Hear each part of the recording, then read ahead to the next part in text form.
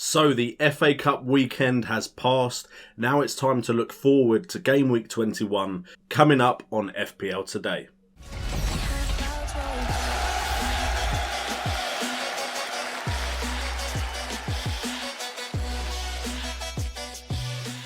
What's up guys, and welcome to FPL Today here on JNO United. And finally we get to start talking about FPL again in 2017. But before we get into today's episode, make sure to answer the question of the game week. Teams over the FA Cup weekend played stronger sides than they have historically. Has that in any way affected your plans for Game Week 21 or your long-term plans in FPL? So if you haven't caught it already, we've already done the review of Game Week 20, so let's get straight into the FPL Hotlist. Now if you weren't around last time, the FPL Hotlist is a look at the players in goalkeeper, defender, midfielder and forward that I think you guys should be putting in your sides. Now the way I do it is I look at the up and coming fixtures as well as previous form and pick out the 3 players I think could be getting FPL points for you from this game week onward. And we're starting off with the goalkeepers, and coming in at number 1 is Ben Foster, followed by Lee Grant, and then my man Tom Heaton. Now Tom Heaton is always capable of getting FPL points purely through the amount of saves that he can make in a game, and then if he gets a clean sheet as well, he can get over 10 points in a game week. Lee Grant also has shown some great form, getting save points and occasional clean sheets, so both of them have come in at a cheap price and they're getting FPL points and are doing as well as some of the more premium priced goalkeepers. But I'm looking at Ben Foster not because necessarily that West Brom have been picking up a lot of clean sheets, but because of West Brom's fixture list moving forward, as well as the amount of saves that Ben Foster has made recently. If we look at his stats over the last 4 game weeks, we can see that he has conceded 5 goals. However, he has made 18 saves in those games, and after his Tottenham fixture, he has Sunderland, Middlesbrough, Stoke, West Ham and Bournemouth as his next 5. So there's potential there for him to get save points and clean sheets and boost you up that FPL ranking. Now don't shoot me, don't call me a West Brom fan, but this hot list might be a little West Brom heavy.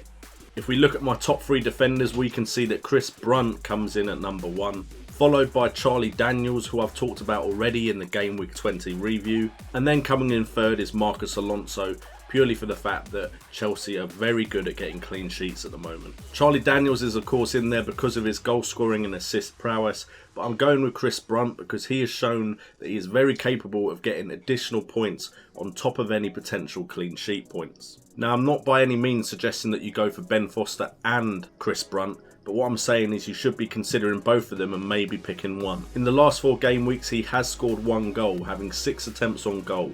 2 of his attempts have been on target, and he has got 2 assists as well, creating 5 chances, and his fixture list is the same as Ben Foster's, so there's potential after the Tottenham game for him to get some good FPL points. And yes, first place in midfield is also a West Brom player. You probably already know who it is. Looking at the midfielders, I'm putting Matt Phillips as number 1, followed by Alexis Sanchez and then Christian Eriksen. Christian Eriksen is a double threat as far as assists and goal scoring goes, and Alexis Sanchez has had loads of chances even though he's been put out on the left, and is probably a game week or 2 away from getting a really big FPL total. However, we're going for Matt Phillips because his price is 5.7 million, and at the moment he's in the top 5 midfielders for scoring points. In the last 4 game weeks he has only scored 1 goal off of 11 attempts. Only 2 of those attempts have been on target, but he has come up with 4 assists, creating 9 chances for his team and being involved in 62.5% of West Brom's goals. Before we move on to the strikers, where I promise Rondon isn't there, there's no West Brom players in my hot list of strikers.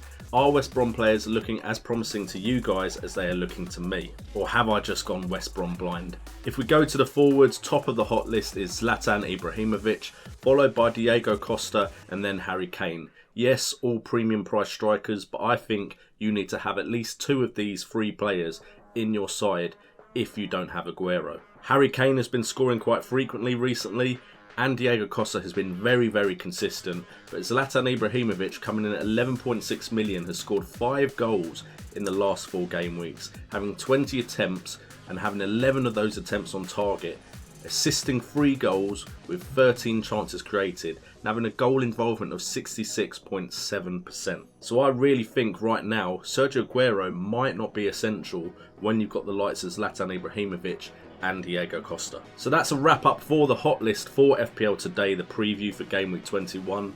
Is there anyone you think I've missed? Make sure to leave in the comments down below if there's a player that is on your hot list that you're thinking you need to transfer in, or you think the rest of us should be considering.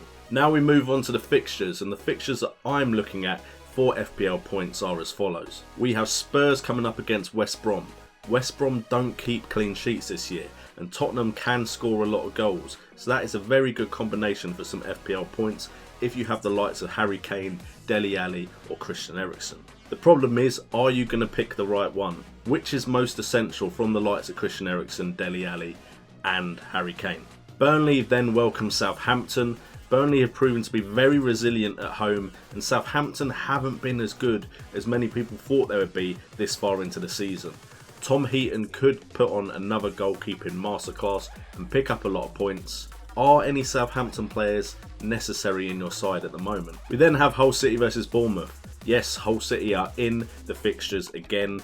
Bournemouth can be an amazing side on their day, and Hull City they're getting relegated. Surely it's written in the sand. Not the sand, surely the stone would be more concrete. Apart from Snodgrass, are there any other Hull City options? Michael Dawson has been getting some points recently. Could Hull City be on the upturn? We then have Swansea versus Arsenal, and Swansea are a mess at the moment. They're on to their 3rd manager. Arsenal should be picking up points in this fixture. Alexis Sanchez and Mesut Ozil though need to be getting some FPL points for those managers that still have him in their side. Olivier Giroud has also been performing very well recently. Is he a good captaincy shout as a differential? Then we have Leicester City versus Chelsea, and Chelsea have finally lost their unbeaten record when they lost to Spurs just after the new year. But I'm sure now they'll be determined to bounce back, and Leicester City, the champions of last year, have not been that good this season.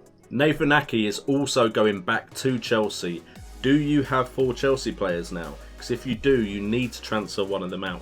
And then we have the big fixture, Man United versus Liverpool. There's always heat in this fixture. Plenty of Liverpool options that could get you points, as well as Zlatan Ibrahimovic, who has been on form. This is the type of game that could make or break your game week. What do you think the score will be between Manchester United and Liverpool? And if there are any fixtures you think I should have been talking about, let me know down below. We then move on to the captain poll, and the 3 most popular options seem to be Diego Costa coming in at number 3, with Zlatan Ibrahimovic 2nd and Alexis Sanchez coming in at 1st. However, my captain choice is going to be Diego Costa because of his consistency and because I'm pretty sure Chelsea are going to bounce back with a big victory against Leicester. Coming in at 10.7 million, he has 14 goals this season, which still puts him as the top scorer in the league, with 5 assists, which also is top amongst strikers, with 58 attempts on goal in total. His shot accuracy is 44.8%, his goal conversion is 24.1, chances created 28, with a goal involvement of 51.4%. Diego Costa is just one of those players that he hasn't necessarily got many scores over 10 points, but he is a good safe bet for you if he is amongst the most popular captain choices. We then have the differential of the week, and we're going with Junior Stanislas coming in at 5.1 million.